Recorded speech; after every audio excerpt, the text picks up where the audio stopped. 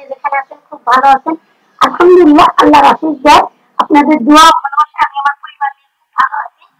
তো এটা হচ্ছে বাইলে মাছ। তো বাইলে মাছগুলি আমি খুব সুন্দর করে কেটে ধুয়ে নিয়েছি। আর কি কি নিয়েছি বলে দিব। এখানে 2টা আলু নিয়েছি, আর টমেটো নিয়েছি, কাঁচামরিচ নিয়েছি, পেঁয়াজ কুচি নিয়েছি, হলুদের গুঁড়ি নিয়েছি, মরিচের গুঁড়ি নিয়েছি, লবণটা স্বাদ মতো নিয়েছি, আর নিয়েছি রসুন বাটা। এখন বলে দেই, আহ বাইলে মাছটা কিন্তু খুব একটা মজার মাছ, এটা কিন্তু খুব ভালো লাগে। তো বাইলে মাছের মাথাটা আমার কাছে ভালো লাগে না। আর চাইলে আপনারা মাথা নিতে পারেন, কিন্তু আমার কাছে ভালো লাগে না। কেমন যেন একটু লাগে। যাই হোক, আমরা যারা বাইলে মাছ খাই পছন্দ করি, তখন আমরা সবাই কিন্তু জানি। আর এখানে একদমই ছোট সাইজের 2টা আলু আমি কিন্তু একটু আহ কেটে নিয়েছি। অত বেশি চিকুনও না, আবার খুব বেশি মোটাও না। টমেটো গুলিও সেম ভাবে আমি কেটে নিয়েছি। আর পেঁয়াজটা একটু বেশি দিয়েছি, কারণ ছোট মাছ মানেই কিন্তু পেঁয়াজ, তো পেঁয়াজের পরিমাণটা একটু বেশি। ওটা আমি কিন্তু অত বেশি কুচি করে দেই নাই, মিডিয়াম করে পেঁয়াজটা কেটে দিয়েছি। এতে করে কিন্তু আজকের বাইলে মাছ চচ্চড়িটা অনেক বেশি মজা লাগবে। আর আমি কিন্তু রসুন বাটা বেশ কিছুটাই দিয়েছি, কারণ আমার কাছে খুব ভালো লাগে।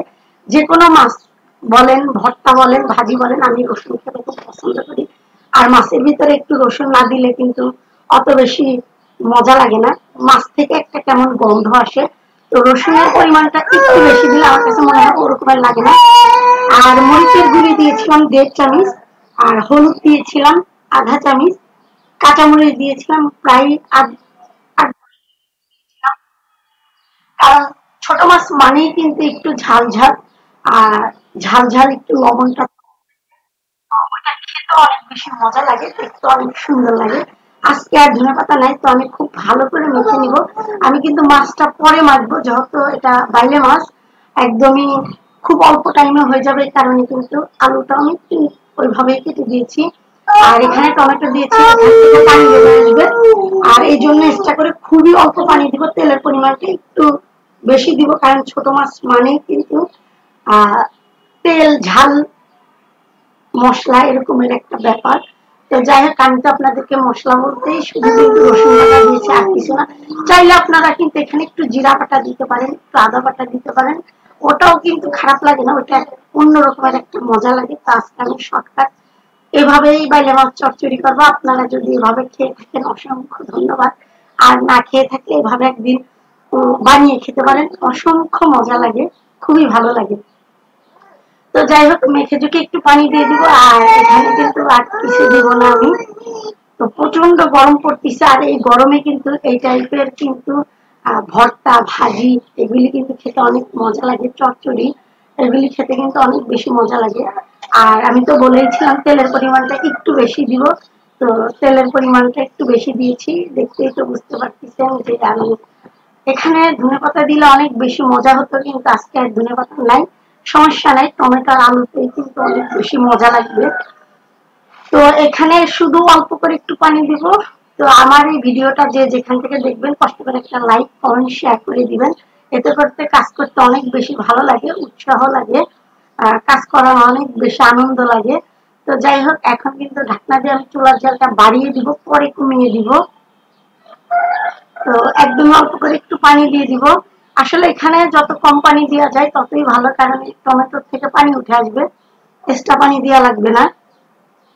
তো আমি একদমই অল্প করে দিয়েছি। আর চুলার জালটা বাড়িয়ে দিব, কারণ চুলার জালটা বাড়িয়ে দিলে খুব তাড়াতাড়ি কিন্তু এখান থেকে পানি বেরোয় যাবে। আর পানিটা বেড়ে গেলে কিন্তু আপনার এটা থেকে কিন্তু খুব সুন্দর ভাবে একদম পুরা পুরা করে চচ্চড়িটা করে নিব।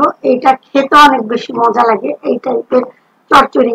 আর আমরা তো মাছ চচ্চড়ি বলেন, এরপরে যে কোনো চচ্চড়ি বলেন না কেন, খুবই মজা লাগে কিন্তু এইভাবে খেতে। তো ঢাকনাটা দিয়ে দিলাম, চুলার জালটা বাড়িয়ে দিয়েছি, এখন খুব সুন্দরভাবে কিন্তু ফুটে উঠেছে। আমি তো বলেইছিলাম যে এখান থেকে পানি উঠে আসে, তো মাশাআল্লাহ প্রচুর পরিমাণে পানি উঠেছে টমেটোর থেকে।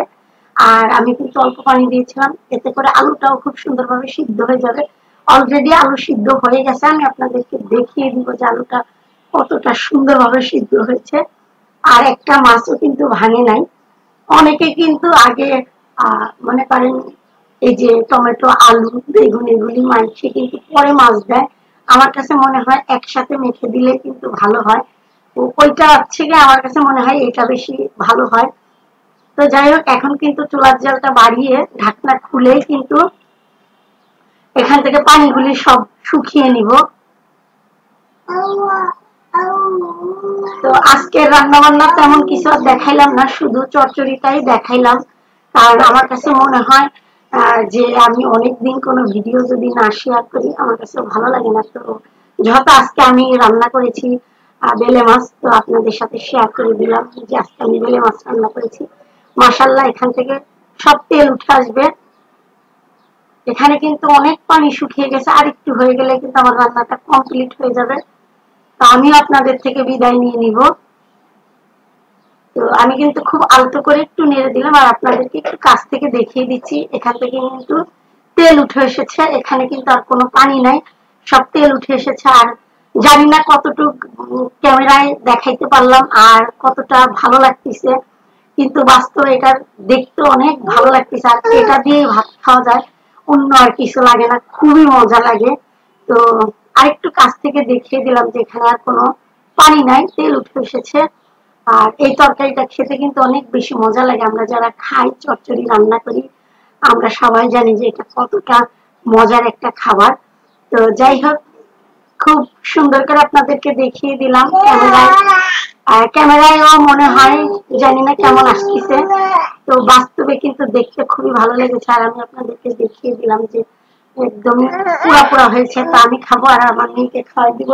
ও, এটার সাথে লেবু গরমে খুবই অসাধারণ লাগে।